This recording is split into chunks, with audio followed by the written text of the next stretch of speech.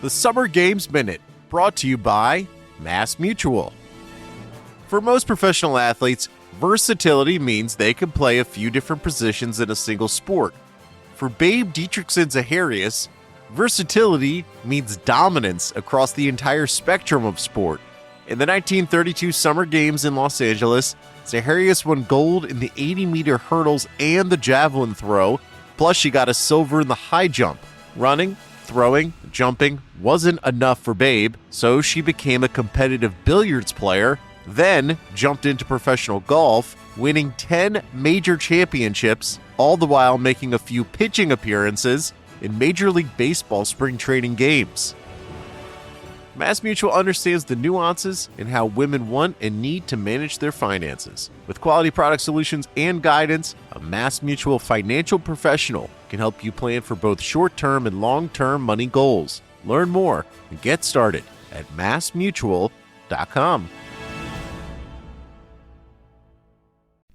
As you've probably heard by now, we've teamed up with BetMGM this season. We'll be using BetMGM lines to make all of our picks, and we'll have special offers for our listeners each week. If you haven't signed up for BetMGM yet, use bonus code The Athletic, and you'll get a 1-year subscription to The Athletic, plus up to a $1,500 first bet offer on your first wager with BetMGM. Here's how it works.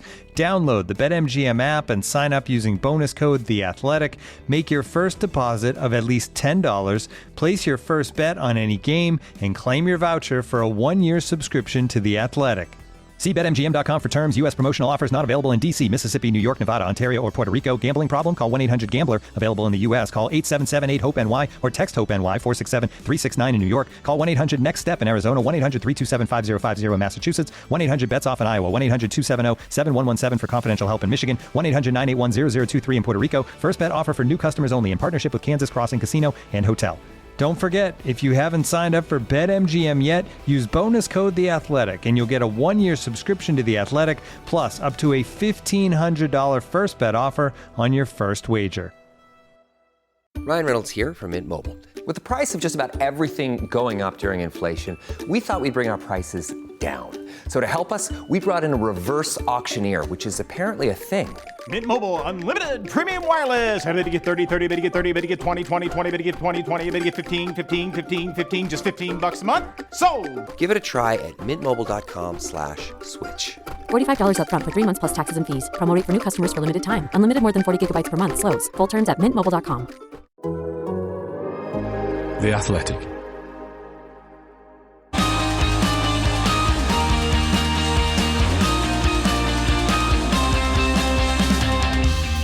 The race is on, and Max Verstappen was back to winning ways at Imola, but what looked like a relatively straightforward win became a tense finish as Lando Norris got close late on. But was this just Red Bull playing it cool, or is this another sign that the 2024 season is getting a lot more lively? I'm Ed Straw, and joining us to tell it like it is are Scott Mitchell-Malm and Mark Hughes. Scott, we'll say hello to you first. You've been following this weekend in great detail remotely, because as we know, we don't let you come to Imola or the race gets cancelled. So how much did you enjoy it from afar? It's still an iconic venue even when you're not here. It's I love seeing the cars on this track. I know it's not. I know it's a bit of a mismatch in terms of where the circuit comes from and kind of what it's evolved into or what it hasn't evolved into, and what these behemoth racing cars have evolved into. So yeah, there's a mismatch there. It doesn't always lend itself to the best racing, but just even through practice and especially qualifying, there's just something about it. I love the changes that have been made since last year with the gravel trap closer to the circuit in several key parts. It's a massive challenge. So yeah, really, really good. I was even surprised that we had a fun finish to the race, as I was lamenting how dull it was for large portions. But the absolute favourite bit about doing this race remotely is, unlike the two of you, I haven't had to deal with the horrific traffic and organisation around this event. Yes, it has been a little bit trafficky and the signposting hasn't been great. How have you found the getting in and out overall, Mark? Yeah, it was a little bit sticky in the town of Imola itself until we realised that the GPS insisting that the mountain pass that we often use was closed, was actually only closed to non-pass holders by a teenager holding his hand up. So once we realised that, we came in the usual way and we had a pass, so we're okay. Yeah, I was coming from a slightly different direction. It was a little bit harder, but it is something that frustrates me a little bit still with Formula 1. I know I've moaned about this before. Obviously, Imola isn't great for a massive event in terms of people coming in, so you accept that, but they're really bad on the signposting still. This is a Liberty Media era F1 thing. The signposting's awful. Yeah, it's the last year. I think, I don't know how much is Liberty and how much is FIA, but I know that there used to be the photographer's representative always used to make sure that all the signs were there from a long way out. So anybody that had not been here before was trying to find it for the first time would have struggled a bit. But anyway, these are first world problems, aren't they? Shall we talk about the race? I have one other thing though. Didn't you guys also get relegated to the shed on the other side of the circuit instead of the proper media centre? Yes, we're in a porta cabin, and the proper media centre is now part of the hospitality.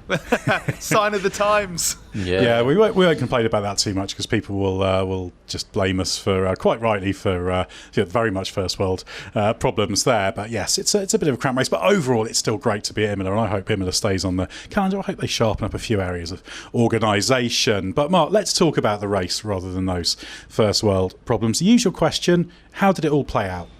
Well, for the first 3/4 of the race, let's say, it looked like a perfectly routine Red Bull Max Verstappen performance, didn't it? He built up a cushion, took pole, won the start, built up a nice, comfortable cushion that prevented him from being undercut, came in, put the new tyres on, and with only one stop, that looked to be it. And for about half of that second stint, he kept that gap at around 6 seconds, so it looked like really routine. But then something quite dramatic happened. He lost all the temperature in his front tyres. And basically this was a run-on from all the setup problems that they'd had on Friday. So they'd essentially taken an untested setup into the race because the one that they had on Friday was disastrous. And that just wouldn't have worked. So, yes, he'd said after taking pole, well, yeah, it's good. The car feels a lot better than it did on Friday, but I have no idea what it's going to do in the race. And we found out basically the front tyres ran out of tread. And once they do that, they start losing temperature quite rapidly. And all Max was feeling was, the car was no longer turning in. So he was trying to be gentle on the tyres, which was actually the worst thing he could have done in the circumstances. But once, with like thin tread, once it gets too cold, you can't wake it back up again. So that was it. So he was just having now to sort of just cope as best he could with that balance and concentrate on getting the exits right and trying to make sure that Norris did not get within that second of that DRS detection point in the last few laps. And he employed various means of doing that. He was being very clever with how he used his battery until there was almost no battery left, and then he had to go to a different mode, which meant the engine was clipping, so he had to sort of redefine what was the best way of doing the lap defensively with that. And then there was one particular moment, I think 2 laps from the end, when Norris was really looking like he was going to get within that detection point gap, and with a little bit of judicious early braking from Max, forcing Lando to brake early and thereby lose the momentum, he averted that little bit of crisis. And so, so it looked for a while as though Max had got it stabilised regarding the tyres, but then, when the clipping moment came, then Lando came back, so it sort of lit up again the contest, and it kept us all on our toes until the end.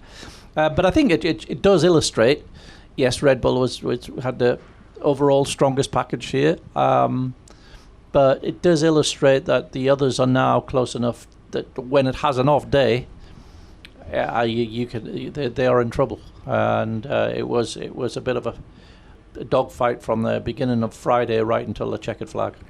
And Scott, was there a point where you thought that this might turn into either a McLaren win or Verstappen just holds him off by a few thousandths over the line? Yeah, it was once we got into the last sort of half a dozen laps or so, I think, or just before that, when the gap was not just coming down by between half a second and a second a lap, but once it had been slashed away at for several laps and was about half of what it was originally. So I think once he got to around just under 3 seconds behind, you saw that it was sustainable. There wasn't any coming back from Verstappen's point of view in terms of the pace, or it didn't look like that anyway. Norris's speed didn't look like it was abating, and there were enough laps left. So it felt like it just felt like he would at the very least get within DRS range by the flag, and that's exactly what happened. It's just a shame. It's a shame for Norris, but just purely from a visual point of view, because it would have been fascinating to see them go properly wheel to wheel for the win, that he didn't get into DRS range a lap or two earlier, because then that would have put a bit more pressure on Max. It would have potentially opened the door for one or two kind of like little looks into turn one. You just don't know where it goes from there. But Max, as Mark was just explaining, did a good enough job to just keep him at arm's length, really, and only let him get into DRS range when it didn't matter. Yeah, I think it's worth talking about the quality of performance from Max, because sometimes it's been a little bit straightforward, but this was one of those weekends where he could very, very easily have not won the race. Look at how Checo Perez ended up. He could have not been on pole. He could have not won the race, but he did, because he delivered at a very high level all the time while winning a 24-hour race, sim race in the background in his spare time. Yeah, no, that's absolutely right. He knows how to win a race. He knows how to deliver a performance, and he delivers at the big pressure moments, such as the pole lap. And it was a bit scrappy, and he got a bit of help from his mate Nico Hülkenberg, but it was still enough. And he controlled that first stint on the mediums remarkably well, and it turned out the hard was a bit of a trickier tyre than everyone had assumed. So, yeah, it went from there. And if you have a look at or listen to how Verstappen reacted to it, basically over the finish line, over the team radio, the actual message got censored, obviously, because he swore, basically. But there was not only a note of obvious celebration and happiness in his voice, as he was sort of cheering down the radio to his team and his race engineer. There was some relief in there, but there was just a real sincerity to every emotion. Like it was so different to the other wins. Like, he's won so many times, but it was the same after qualifying, and it was the same after the race. We've heard plenty of times, not just Verstappen, Lewis Hamilton did it loads as well, where drivers who often get these results, it's not that they make out like it's harder than it is, but they're kind of having to sell how hard it is because it doesn't look that hard from the outside. But this was one where there was no overplaying it whatsoever. There was no need to overplay it. It was just a total, uninhibited expression of, oh, that was so difficult and I actually did it. I can't believe we did it. And that was after qualifying and after the race. So I think this one was really sweet for Verstappen. I think he relished both results to a degree that is unusual, because it was properly hard work. And especially coming on a track where there's so little margin for error, when you're really pushing on, you have to be precise. Mark, we've got a few questions from the Race Members Club we'll address here, because they clear up a few points in the battle at the front. So we'll run through a few here, and I might throw one at Scott in a moment as well. But the first one comes from Luke Kelly, who says, if Lando Norris turned up the pace a few laps earlier, is it likely in hindsight he could have bridged the gap, or would the tyres have degraded? And if Lando did not go wide when he was around 1.7 seconds behind Max, is it likely he could have caught Max before the end of the race? In an ideal world, yes, but if he'd not had that restraint early in the second stint, there's every chance he was going to get attacked by Leclerc, and that would have cost him more time than the restraint cost him, almost certainly.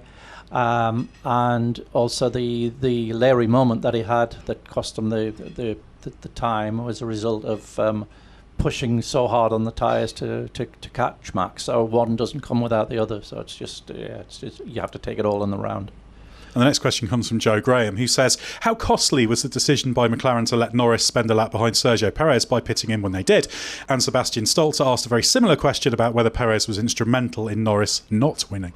I think that he did lose a little bit of time behind Perez, and who knows whether that might have made a difference. But if you go back to when the decision had to be made, they were more or less forced into that decision because of where Leclerc was. If they hadn't come in, Leclerc would probably have undercut them.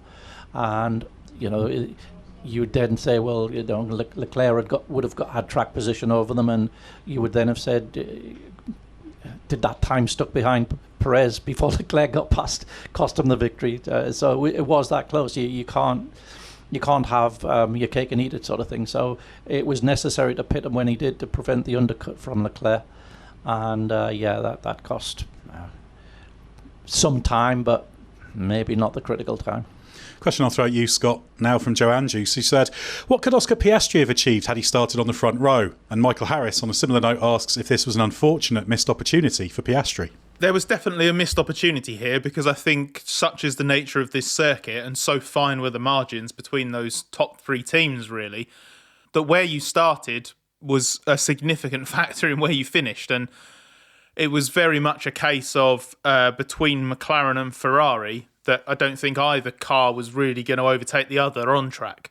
With Piastri, his performance deserved that front row start, and I suspect his opening stint would have gone much the same way as Norris's. He would have gradually slipped back a bit from Verstappen, and he would have been under a bit of pressure from, his teammate Norris and also Leclerc's Ferrari for a while. Based on how the second stint played out, I haven't actually seen what Piastri said after the race, so maybe one of you two can clear this up if I've got this wrong, but it looked to me like, unfortunately, another case of Piastri just missing a little bit when it comes to the management side of things. It felt like he'd pushed the hard a little bit too much in the first part of the stint, and then kind of faded a little. He had to push hard on the outlap to make the undercut work on Sainz, and when you do that, that usually means you're going to have much heavier deg than a car which hasn't done that. So I think it was only that, because as you say, in the first stint he was stuck behind Sainz, but I don't think he was having any trouble managing the tyres generically this weekend. I think it was just the undercut manoeuvre. Yeah, and Piastri was asked what was missing after the race, just in terms of not getting a podium. He just said it was just starting further back, and then he got into the situation with the tyres, etc. But it just all came from that three-place grid penalty he had. He had qualified second. He'd impeded Kevin Magnussen, and it was a fair penalty, but it wasn't Piastri's fault, that penalty. The stewards did say he was warned too late, and actually Piastri did a pretty good job to mitigate it once he knew Magnussen was there, but it was far too late a warning, far later than others were getting, and so that impeding, I don't feel, counts against Piastri. It was McLaren's error, not his. I agree, and the main thing is, Mark was obviously alluding to it there, but it's worth probably reiterating that when you use the tyre in that way at the start, it's not just a case of you use a bit more of the tyre at the start and therefore you have a bit less to manage over the rest of the stint as well. It's just I don't know, it's an oversimplified way of saying it, but it damages and uses the tyre in a way that means that the tyre then gets exponentially worse through the stint. It's an escalation. You've got the most tread, so you've got the most tread, you've got the most movements, so that plays a part in it. So there's a wider chemical process, there's a number of things. So yeah, you're always better off if you bring it in gently. Yeah, exactly. So obviously circumstance dictated it. You'd probably have to look back, wouldn't you, and see, could actually in hindsight, could Piastri have been slightly gentler on that outlap and still undercut Sainz? You won't know that unless you review the data absolutely intensely. But I think he would have been. I think he would have absolutely been on the podium had he started on the front row. Obviously, jury's out on whether or not he'd have kept Norris at bay. I think Norris's stint on the hards was really, really strong.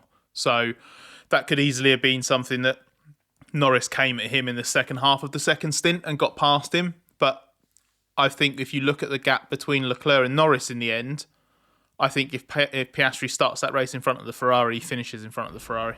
Yeah, and he could well have started in front of Verstappen had he not had the impeding thing, and had he got a little bit more pace on the lap. There was a mistake in Ravazza 2, just a little snap. It cost him about 1/10.5, something like that, maybe a tiny bit more. So he could have started ahead, and if he'd started ahead, who knows what would have happened.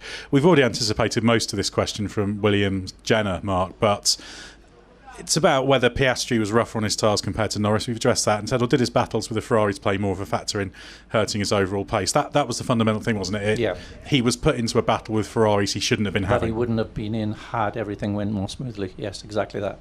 Exactly. Well, we got ahead on answering that question mostly. But I guess finally, Scott, we should be pretty impressed with McLaren. Now, this is a track that can work quite well for McLaren, so I don't think it means McLaren are going to be at this level week in, week out, but it's really positive for the season, isn't it? That Red Bull can be put under pressure, that McLaren's strong, Ferrari not far behind. So this season that was looking like a walkover is getting quite interesting. Yeah, I remember back in pre-season testing when some of the talk about the Red Bull was that the gap was even bigger than it was last year, and there were certainly some hints, weren't there, in the opening races that when this car is in the groove and it's on a circuit that plays to its strengths, you've got absolute walkover from Verstappen and 1-2s with Perez as well. So there was some real pessimism about the season, and with things like Hamilton's move to Ferrari and other bits and bobs, I remember there being quite a strong narrative within the paddock at the first 2 or 3 events of feels like everyone's just kind of counting down the days to 25 or even 26. But I don't think we should wish away this season at all. I think it could get quite fascinating. I don't think Ferrari's too far off either. What McLaren's offering at the moment is clear evidence that on tracks that they can get the most out of that car, and especially when the Red Bull's vulnerable, there's a chance to win. And but I honestly think we're at a point now where circuit characteristics suiting or not suiting a car, that is perfectly within just the normal range of what decides a Grand Prix weekend. That's not a team being unlucky or lucky or whatever. So I think the main thing is that I don't think it just requires Red Bull to slip up now. I think within the scope of what is quote-unquote acceptable for circuit characteristics or weekend circumstances or conditions or whatever, suiting one car more than the other, I think it's close enough now for that to swing it. So that's a quote-unquote normal weekend, exactly like this one, where Red Bull is vulnerable and under pressure. And we weren't saying that a few races ago, so I think that is really interesting. Exactly, and it's great when you've got Norris on good form, Piastri. He's had a few ups and downs this season. He maybe hasn't been able to show what he can do as often as he'd like to have done, but he's showing he's absolutely someone who can be there to win when those opportunities present themselves. You know we love talking stats here at The Athletic. Here's one that's super simple to remember. Discover automatically doubles the cash back you've earned on your credit card at the end of your first year with Cashback Match. That means with Discover, you could turn $150 cash back to $300. That's right, you could put it towards some memorabilia you've had your eye on or treat yourself to a premium sports network. You earn and Discover doubles. See terms at discover.com/creditcard. We'll get back to the pod in a moment, but first of all, let me tell you about Grammarly. Email, Google Docs, Slack, you write across multiple platforms and places during your workday, so delivering consistent, high-quality communication everywhere is key.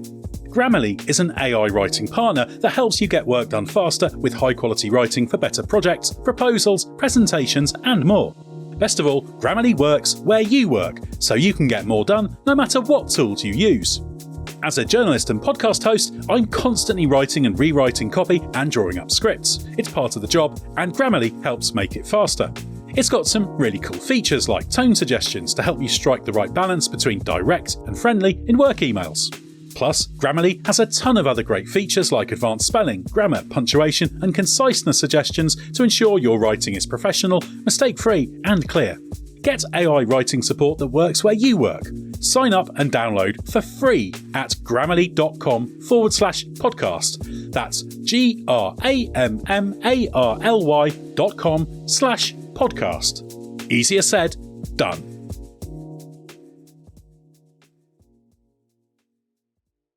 Ryan Reynolds here from Mint Mobile. With the price of just about everything going up during inflation, we thought we'd bring our prices down. So to help us, we brought in a reverse auctioneer, which is apparently a thing.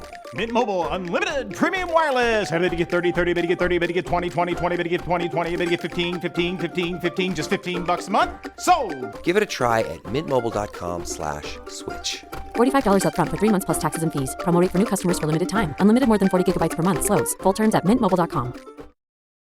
Right, Scott, let's get on to Ferrari now, because there was excitement coming into the weekend about their first significant upgrade of the season, promising long-run pace on Friday as well, but very much third place in terms of pace in the car pecking order, with Leclerc third and Carlos Sainz fifth. What's your read on their progress or lack thereof?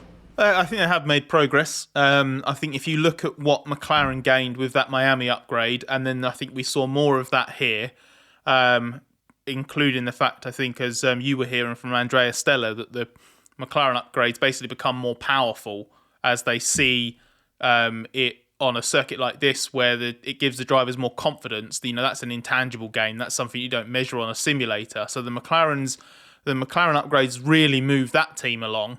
Red Bull brought some stuff here as well, so the goalposts had moved in terms of the best team. And yet Ferrari, I think, was just inside its seasonal average in terms of qualifying performance and wasn't really missing that much in the race. So it has brought something. It has brought a reasonable amount. It wasn't ever going to be a massive game changer. That's what team boss Fred Vasseur said, and Sainz wasn't particularly happy at some of the numbers he'd heard or seen being attributed to what the upgrade was supposed to have been worth pre-weekend. So I think it got talked up a bit too much. We actually discussed this, didn't we, Ed, on the preview podcast about how it had been overplayed and overhyped a little. And I think Ferrari were quite keen to kind of correct that going into the weekend already. So I think where it's ended up is that Ferrari is probably third best in qualifying, because it doesn't seem to be quite as strong a Saturday car, and that's it hurting it at the moment, because it does seem to have quite a strong Sunday car. And like I said earlier in another answer, track position is really important. Where you started pretty much determined where you finished, and Leclerc in particular felt that if he'd started on the front row or in the lead, he could have won that race. But as it was, he started back because of qualifying, and he's finished He's finished where he started. Yeah, there's also an element of circuit specific to it as well. I believe Imola, Ferrari were privately saying this is not a good track for us, and it's to do with the unusual configuration of its power unit. Actually, it has a small, very responsive turbo, long inlet tracks, which gives a great acceleration and response at low speeds. But it runs out of puff higher up, and you sometimes have to counter that with less than your optimal aero setup. So any circuit like this, which is relying on your like coming out of Ravazza 1 and Ravazza 2 strongly, and then you'd get part of the way down the straight and it starts to tail off. Then as the further you get down, the further you'll tail off. So I think it's more that. I think we will see this power unit to its in its best light at Monaco, and we've seen that over the years. Even when the car wasn't particularly competitive, it was always with this power unit very competitive around that particular track, and I think we'll see that again the next weekend. So this, even though wasn't a great track for it, it was they were still able to put pressure on McLaren and be not that far away from the winning car. So I think they can be encouraged by this. And that's illustrating a point of what we want to get to, where we've got 2 teams, 3 teams, ideally 4 or 5 teams, all very close on average performance, and then you get the swings of the circuit, specific characteristics and execution. That's a recipe for something really, really fantastic, and we know that all 3 of those top teams have got drivers who can put on a great show within that, so maybe we're inching towards that. But Mark, Mercedes didn't have too bad a weekend, an upgrade that seemed to work as expected. Hamilton finishing 6th ahead of George Russell after the latter stopped late on to bag an extra point for the team for fastest lap. How would you evaluate their weekend? They were about as far off as they usually are, but with let's say a sanitary balance, a car that lacked outright performance, but which could be balanced, and the drivers didn't mind how it was driving. It was flattered a little bit by the problems Aston Martin had probably, so put it in this no man's land behind the top 3 teams, but ahead of everybody else, ahead of Aston Martin and RB and Haas, what have you. So they did their race in that no man's land, and they bagged the result. It was no more, no less than that, really. Yeah, and there's a feeling that they're at least making some progress now. It's rather than being these full storms, just making a bit of steady progress. They know they've got to do a lot more to get to where they want to be able to have a car that's strong in the high speed and low speed at the same time, rather than one or the other. But they're positive about the fact they think the fundamentals of the car are fine. there's no hard points they need to change for next year. That's what James Allison said on Friday when I asked him about that in the press conference. So it's all about that kind of aero development and just making sure everything's right with the aero concept, the stuff you can adjust within the hard points. So that's sort of gently encouraging for Mercedes. And George Russell executed a pretty good weekend. Obviously, although he finished behind, he effectively was ahead of Hamilton. And in terms of performance, Scott, Aston Martin's Lance Stroll was 9th, ahead of RB's Yuki Tsunoda. Once again, not many points left on the table by the big teams, but this was perhaps the most interesting area of the race, given Stroll ran long and made gains. Tsunoda was an early stopper. Obviously, Hülkenberg was in the points initially as well. So how happy should RB and Aston Martin be? It's difficult to say, really, because based on how the season has gone so far, a 9th place for Stroll and Tsunoda being the one that nicks a point is a pretty good result for both of them, to be honest. And I think it's something that they wouldn't be too disappointed with. But I think given the fact that Aston Martin had an upgrade that numerically dwarfed any other at Imola, now in terms of the visible aspect of it, the size of it, in terms of actually how big the upgrade was and what it was meant to be worth, obviously only the teams know sort of what they're expecting and how they would quantify it. But just in terms of the number of new parts that each team declared, Aston's was the biggest, and it seemed to make no difference. Now, obviously, as I was saying before, with so many other teams introducing upgrades, obviously that does move the goalposts a little bit. So if everybody does a really good job, then the competitive picture can look the same as it did a couple of races ago, even if Aston's done a really good job with that upgrade. But given it looked a bit difficult at times and Alonso had a particularly disastrous weekend, it wasn't utterly abysmal, not like a couple of the weekends towards the end of last year when they introduced upgrades that seemed to get them a little bit lost. But it did have a tiny bit of the air of that, in that there just wasn't that introduce the upgrade and bam, they make a big step forward. You know, it wasn't McLaren-esque or anything. So I think to only be 9th and to have to recover to salvage 9th is disappointing. And as for Tsunoda, yeah, grabbing a point is something decent for RB in that midfield fight. But given where he was running at different points of the weekend, you know, showing like top 6 pace a lot of the sessions, for that to have dwindled to where it did in qualifying, I think he started 7th. And then I think RB just got outgunned in the race, so just sort of slipped back, and then obviously Stroll's strategy jumped him as well. It just felt like an underwhelming end to a weekend that had promised a bit more earlier on. Yeah, and Tsunoda again doing a good job though. Personally, he's on a nice consistent run of form. Had the edge on Daniel Ricciardo again, and the Daniel Ricciardo saga continues to go on, doesn't it? You have these positive moments, and then perhaps a few more negative moments, and he seems to have a few question marks about the progress. And yeah, Nico Hülkenberg, as we said, finished 11th because he did run in the points after a mega qualifying performance again, but the Haas wasn't quite quick enough. He got undercut by Tsunoda, didn't he? Then he was jumped and overcut by Perez and Stroll, so that shuffled him down to 11th ahead of Ricciardo, with Magnussen 13th. But Williams, Mark, a pointless weekend for them, literally and metaphorically, you'd probably say. Alex Albon retired because there was no point continuing after losing a load of ground to a loose wheel at its first pit stop. Logan Sargent was 17th. What do you make of that extraordinary admission that the car has been losing 0.450 seconds per lap thanks to being overweight prior to bringing an upgrade to Imola that started to tackle that, at least on Albon's car, because he had the new floor? Yeah, if you subtract 4.5 tenths from its qualifying performances throughout the season, it's got a very different looking season than the one it has.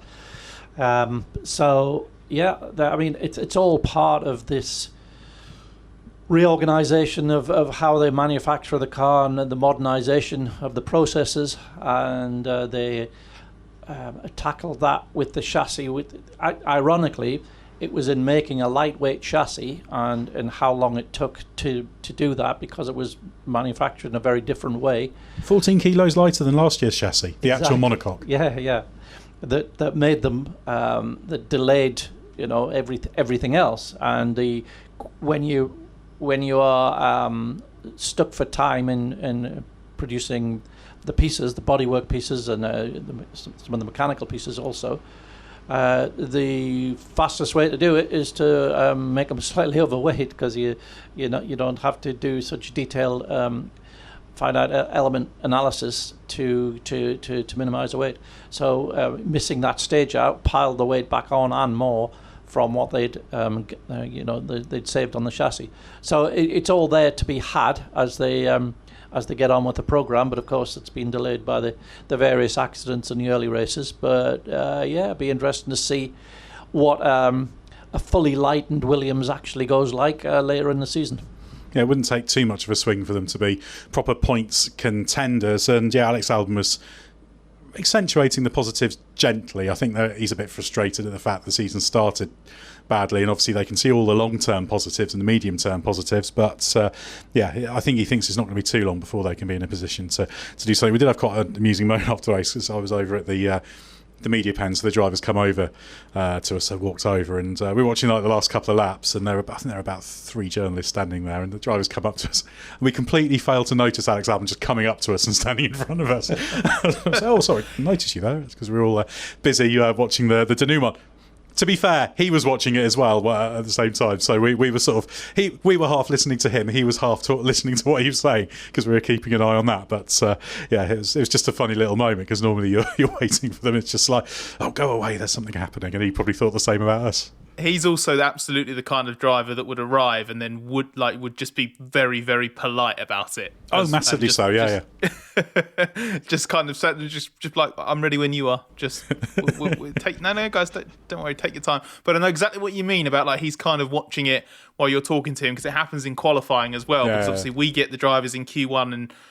Especially the drivers from Q1 as Q2 still going on, and sometimes the Q2 drivers when Q3's finishing, and there's a mix. Some drivers pause between speaking to TV and speaking to us or whatever to watch a little bit on the on the screens in the pen, and then they walk round to the next bit. Or when they're with us, you occasionally see it sometimes on TV, but it's easy with us because they're not on camera, so they know they can get away with it. You watch them and they're in front of you and like they're talking, but they're just not looking at you. Like they're just looking at the screen. And Albon's actually one of the better ones at managing to kind of coherently get his point across while he's absolutely not paying attention. Or he will just stop for a bit and then he will just pick up exactly where he left off 60 seconds before or something, before he watched the end of that final lap.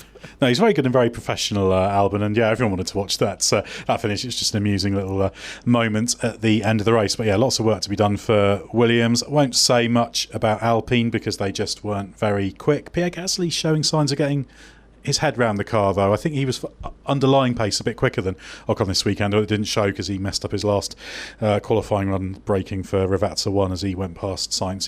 He held his hand up for that and then ended up on a different strategy. And Sauber were just nowhere this weekend, floor upgrade, but yeah, just not much pace in the car. Although apparently they fixed their pit stops. I haven't looked closely at the pit stops they did during the race, but there were no replays. Chevy Pujolar, the head of trackside engineering, said that they've made some progress there. So yeah, maybe in future races we'll see a bit more from those two teams. Right, it's that time in the podcast when we answer your questions about the race. Thanks to everyone in the Race Members Club who sends those questions in. We really do appreciate it, and we try to get to as many as possible and usually answer most of them across this episode and the ones that follow before the next race. So for more information, check out our website and the episode description for this podcast for links and to understand more about the Members Club. And apologies to anybody whose questions we don't get to over the next couple of podcasts. First up for you, Mark, from Ben Hawkes. The RB20 has not looked as dominant so far this season as its predecessor. Is this because the other teams are catching up, or is it proving difficult to get into its operating window, meaning it's more susceptible to being beaten in a Grand Prix? No, I think it's more the former, Ben. I think you saw several races last year where they had a bit of trouble getting the car dialed in, but it didn't really matter. It just reduced the size of their advantage rather than the fact that they had one.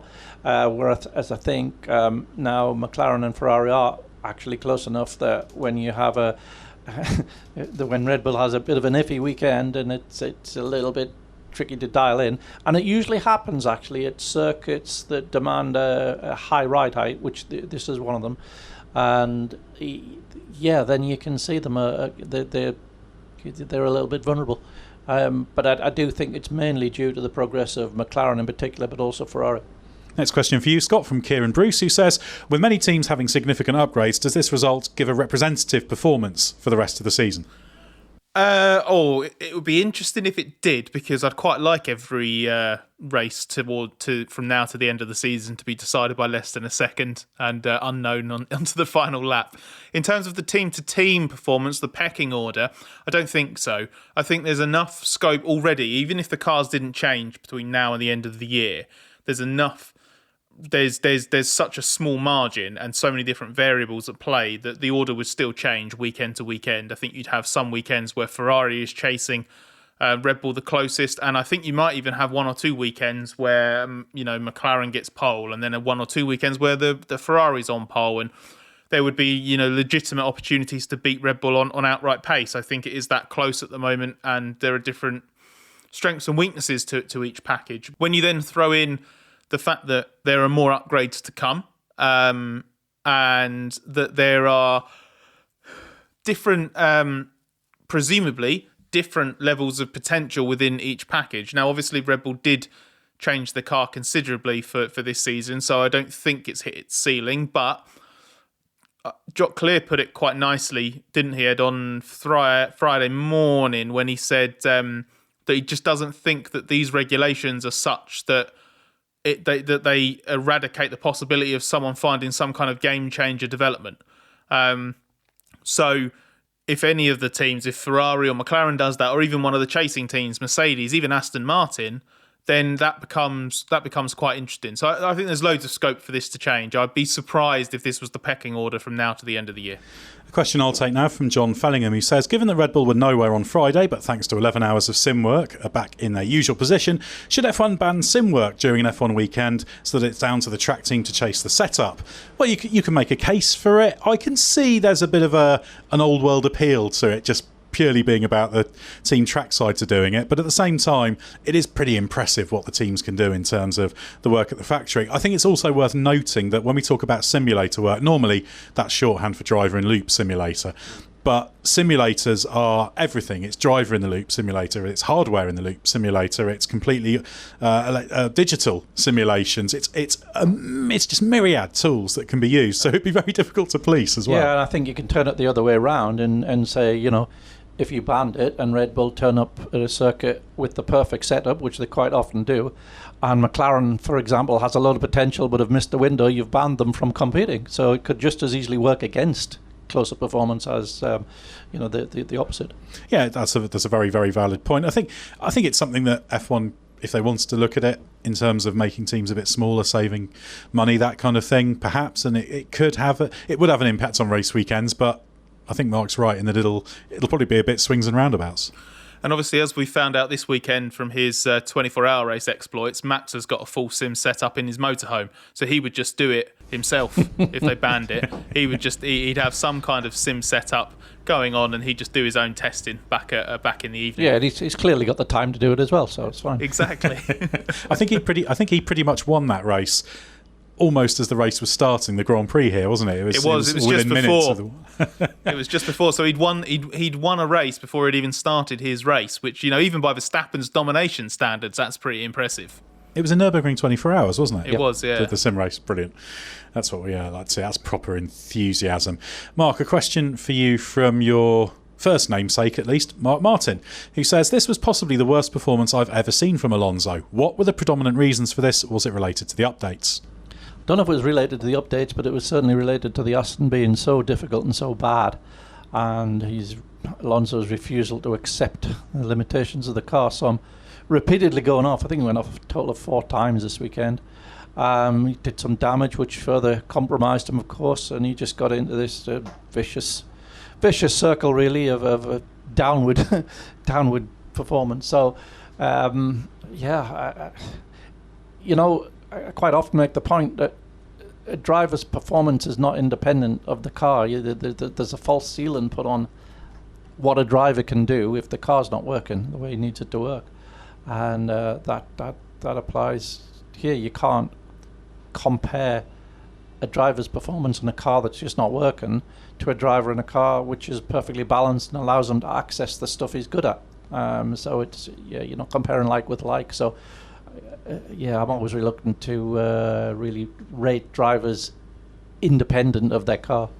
Yeah, that's always the challenge that I get lumbered with. But yeah, it was Saturday that really undid Alonso ultimately. I think if Saturday had gone okay and he hadn't had the crash and then he hadn't had the hasty rebuild and hadn't had the fuel thing that stopped him maybe having one more lap in Q1, it could have been very different, and he'd have been up there in the lower part of the points, which just seemed fairly normal. Scott, a question from Joe Hardesty, who says, it seems like Aston Martin is having trouble yet again developing the car as the season goes on. Lance Stroll didn't make it out of Q2 and Alonso seemed lost for qualifying. What is it that's causing this issue? Are they lacking the correct personnel to develop the car as the season progresses, or is it similar to Mercedes in that they're having bad data and projections aren't correct?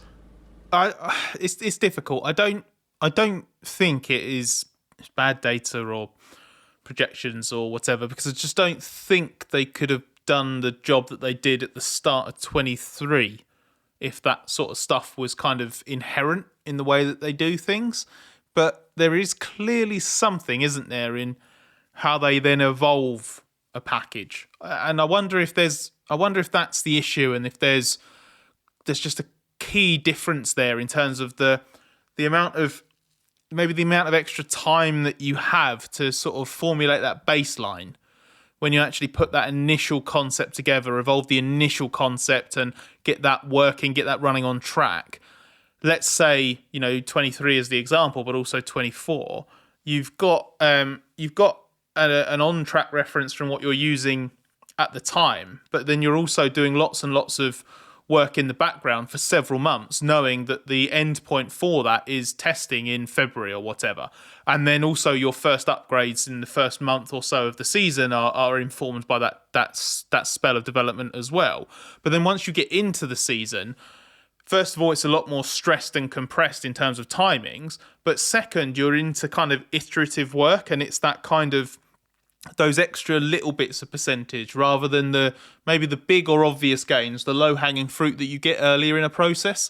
So I wonder if it's something like that. The thing is, we don't know, and they don't know. If they knew, they would resolve it. The one thing I would say is that I was alluding to this earlier. While there's a faint air of what Aston struggled with before after one event, and obviously it wasn't a total disaster in terms of performance, I wouldn't write it off completely off the back of one race. I think we need a few more as a sample set. Question I'll take from Paul Blart, who says, does the fact that Haas gave Behrman Magnussen's car for FP1 and not outgoing Hülkenberg's car a clear signal that Kevin is more likely not in their 2025 plans? I don't think that in itself was, but pretty much everything else is. That's fair. Yeah, I think Behrman will be in the car. He will be there, but that's nothing to do with why he was in the car. Exactly. He will be there next year, I'm almost certain, Behrman, and I don't think Magnussen will. There's a few drivers who could end up there. Bottas could end up there. It's possible Ocon could end up there. I think the driver market's changing literally by the minute at the moment in those few seats. Maybe we might see Valtteri Bottas if I had to have a guess right now, but it's really volatile, those few little seats with Bottas, Ocon, people like that, and Williams obviously chasing people. But yeah, I think Behrman will be in the car. Magnussen's probably on his way out, but they have to do one session, one FP1. Each driver gives up a session. They're giving 6 to Behrman as well, so he'll do more. But yeah, I don't think he'll always be in Magnussen's car. I think they'll swap around. Mark, a question from Gareth Moore, who says, what was the logic behind Mercedes pitting Russell and giving Hamilton the 6th place? Strange considering Russell's position in the team with Lewis leaving next season. It was the root of that was Russell's much earlier stop. He stopped 7 laps earlier than Hamilton at the first stop. And he was running out of tyres, basically. He's running out of tyre tread. So they had to do it, really. He was going to be in real trouble by the end if they hadn't have done so. Russell had a right to be irritated, but it was for being stopped so early the first time around. And I think that was just to try and break the stalemate where they were at that time, just sort of throwing the dice, really. So, yeah, I don't think it was designed to favour Hamilton rather than Russell. I don't think it was even designed to get the fastest lap. That was just a result of having to do the second stop. Yeah, he was sort of careful to not complain too much after the race, but he did very much stress I was the stronger driver this weekend. But it also gave an extra point for Mercedes, didn't affect their net positions of 6th and 7th. Scott, a question from Jacobus VDL, who says, have V-Card STR, that's one of the variations we haven't heard yet, brought some upgrades that have allowed Tsunoda to be so competitive this weekend? Or are there other reasons that he's been able to run as high in the free practice and quali sessions? Well, actually, I think this team was the only one that didn't have an upgrade this weekend, wasn't it, Ed? Yeah, the only one that didn't have anything at all. Some only had a few bits, and McLaren, for example, just had a couple of circuit-specific things, the rear wing and beam wing for this level, but RB, absolutely nothing. So I think actually what this was a few things. One, it was probably better understanding and optimising the upgrades that they've brought in recent races. Second, it's probably that this circuit maybe lent into the strengths of those upgrades and the car itself a little bit more at times. And then the final thing is just Tsunoda himself. One, he's generally in very, very good form this season. And two, I think he likes this circuit and he's very, very quick here.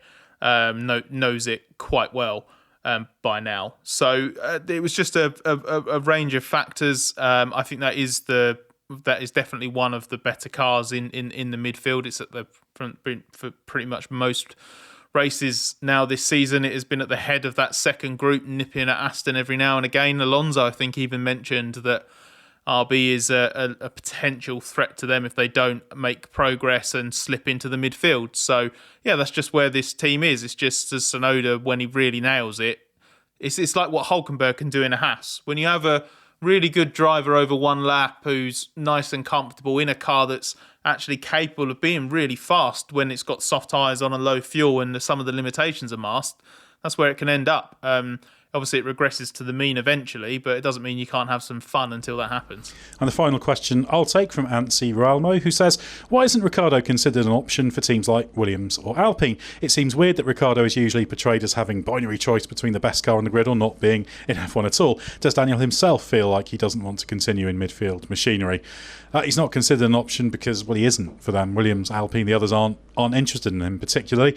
And I think for Ricciardo, it pretty much is all or nothing. Either he makes his case for Red Bull, gets into a top car again, or he says it's not quite working and it's leaning towards it. It's leaning towards not quite working. He's overall this season, he's been clearly the second best RB driver by a reasonable margin. I don't think Daniel will keep on endlessly in midfield machinery. I think this is the last roll of the dice. And I think to the point about choosing between the best car on the grid or not being in F1 at all, I don't think it's quite so binary, but ultimately I believe Ricciardo is under contract. Red Bull has an option on him for 2025. So he's not an option to others because he's an option to Red Bull as well. That's another factor. So he'll either be in Red Bull Racing or in RB or be off the grid. That is more likely than not the scenario. Yeah, that's very much the mechanics of it. Well, thanks to Scott and Mark as always, and thanks to everyone for their questions. There'll be loads to read on our website, plenty to watch on our YouTube channel, and hours to listen to across our many podcasts. So whatever your format of choice, the race has got you covered. As for us, it's straight to Monte Carlo next, so stay with us for everything you need to know about the Monaco Grand Prix.